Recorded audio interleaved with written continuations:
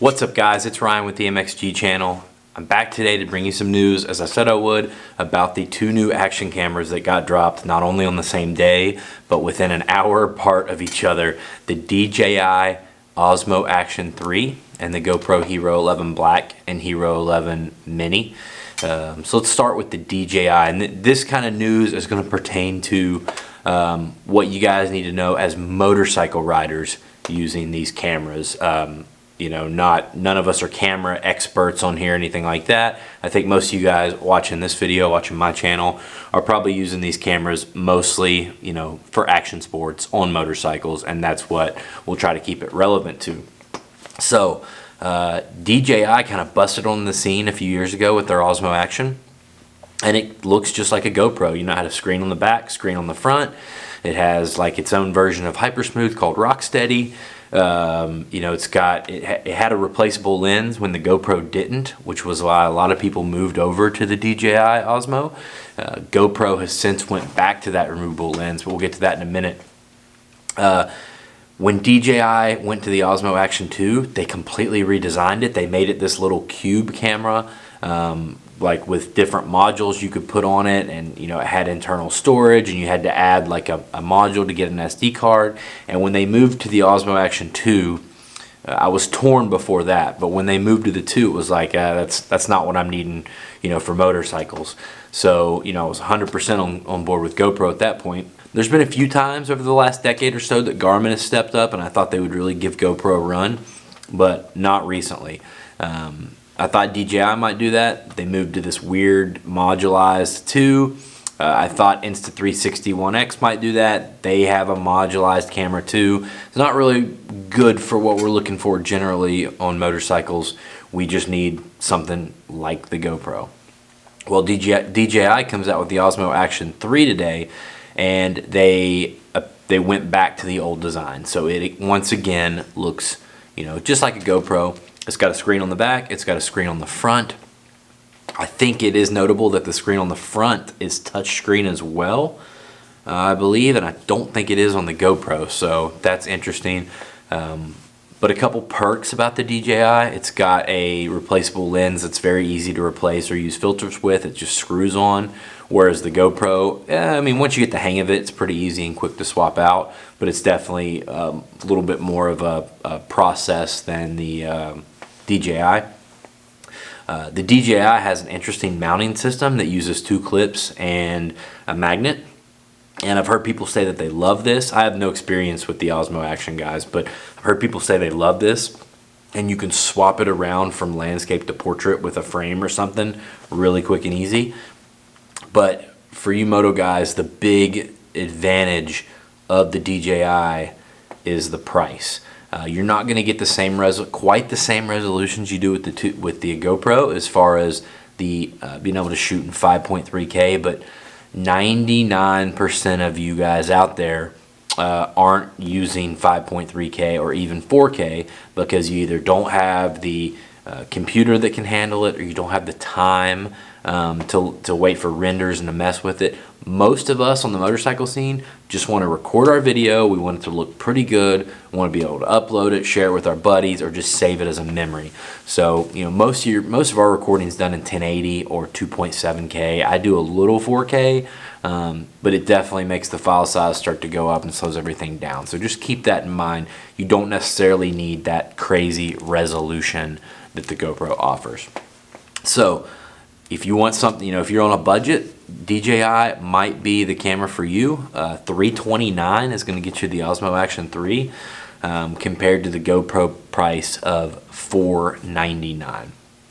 So no really new features on the DJI. It's pretty much it's the same resolution, same specs and everything as a 2. It's just a new form factor, like people wanted more like a GoPro. So talking about the GoPro Hero 11.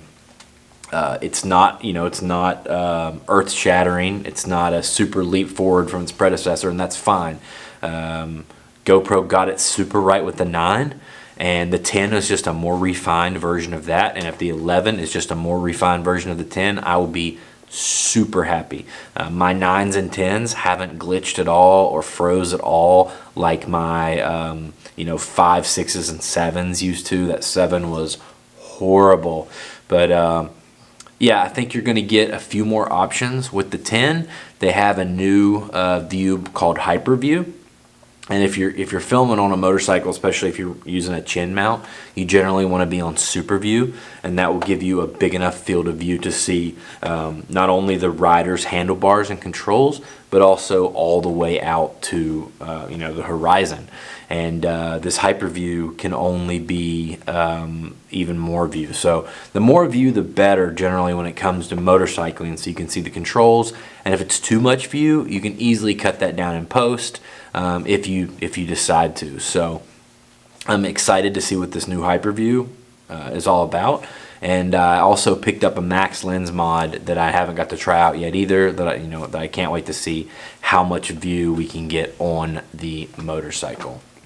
So yeah, the Hero 11, as far the Hero 11 Black, as far as the changes, you're getting a taller sensor, which is going to make it a little easier and better to create videos that are vertical, like stuff for TikTok or stuff for Instagram Reels, YouTube Shorts, stuff like that will be a little better now on the GoPro because of the taller sensor. I'm thinking we get 4K 120 Super View now, where before 4K 120 was just wide. But besides that, pretty much everything is going to be the same. They said there's a new service now where you can if you have good internet, that is, you can automatically upload your footage to the cloud, and GoPro will let you know when there's a highlight reel ready, and will send you like a highlight reel of your footage. So I've never really got to use that much because usually my internet's pretty bad and it would take forever to upload it to the cloud. So you get the new GoPro Hero 11 Black is $499, but you can get it a little cheaper if you have the GoPro subscription, which I have for the last couple years, because if you bust or break the GoPro, they will replace it, no questions asked. I think it's like a $50 deposit or $50 fee to replace it, and that's well worth it for a $500 camera. They also have a Creators Edition that is available now, and it comes with the GoPro Hero 11 and a bunch of accessories. The Volta hand grip, which is like a battery grip that I think also is a small tripod as well. Normally I carry my cameras around on dangos because they work to clip and they're a tripod, and they work as a tripod if you have a level surface, but I'm always swapping out batteries, and if I could just put that Volta grip into the media mod on the camera, I think that would save me some time. So I snagged that. Also, I think all the Hero 11s are now shipping with the Enduro battery. The new Enduro battery is supposed to give you like up to 38% more recording time, and it's supposed to work really good in cold temperatures. And GoPros and GoPro batteries in the past are notorious for just being horrible in cold temperatures. I could leave like in the winter around here in Appalachia. It doesn't even get that cold. I mean, in the teens usually. And if I leave my GoPro in my car overnight, it'll turn on the next morning and turn right back off. Like, it won't even work. I have to bring it inside and warm it up like it's a small animal or something before it'll work. So that's pretty cool that they're coming with the Enduro battery. The Creator Edition comes with the extra Enduro battery, SD card, Volta grip, media mod, all that stuff. Now, you moto vloggers, you guys that want to ride dual sports or adventure bikes or anything like that and speak to the GoPro while you're riding, you guys will want a media mod, because the media mod allows you to connect the external mic. That's how I get my voice in my adventure rides in my dual sport helmet, because I have a mic that connects to that media mod and goes up and inside my cheek pad and right there by my cheek, and that's how you hear me talk, and you hear excuse me, and you hear the other rider with me talk through my comm system. So keep that in mind. I'm not sure what the DJI options are for external audio, but GoPro finally has it pretty good. I wish there was a way to plug in that mic without the media mod, but I don't know. We'll take what we can get. And then we have lastly, we have the GoPro Hero Mini, which is kind of a nod, kind of a return to the old session cameras that everybody likes so much. It's not cube shaped, but it is smaller. It has no screens at all, but it does have the fingers for mounting on the bottom and on the back. And the fingers for mounting on the back could be really cool. If you're doing moto, you'll have a lot more options to mount that thing to your helmet, because you have mounts on the bottom and on the back. And also it's used as the max lens mod as well, so you're going to be able to get that huge field of view. It's going to be lighter. I'm not saying a GoPro Hero 11 Black or Hero 10 Black is heavy, but I've let kids wear it in moto before, and it kind of bothers them. You put it on a dango, you put it on the chin, they can feel it. Now my 4-year-old, he rides with it just fine, but I'm not. When I put it on my helmet, the weight's not too much, but I can notice it. And a lot of people that aren't used to riding with it or in the middle of a race, they don't really want to wear the cameras because of that weight. So the Mini might be perfect for those kind of guys. If you get the Mini, and especially if you put once we check out this new Hyperview, or you put the Max Lens mod on it, you're not going to have to worry about seeing the screen, because it's going to be such a big field of view. As long as you've got that camera pointed somewhere, anywhere close to where you want to see, it's going to pick up everything. And if you really want to see it, you'll be able to connect it to your phone, I'm sure, and see what it sees to make sure your view is right, and then just mount it on your helmet every time like that, and you have a lighter option. This will also be good for guys with RC cars and FPV drones and all that. So I did not see the price of the Mini, but I will drop it when I'm editing this video. So I don't know, guys, it really comes down to you moto guys. If you don't care to get the GoPro Plus subscription, I think your best is just getting the subscription and getting the Hero 11, whichever one you like, and being able to replace it, no questions asked. I was at East Fork MX in Ohio, New Vienna, Ohio last year, and my GoPro actually fell off and got ran over like 4 times by bikes, and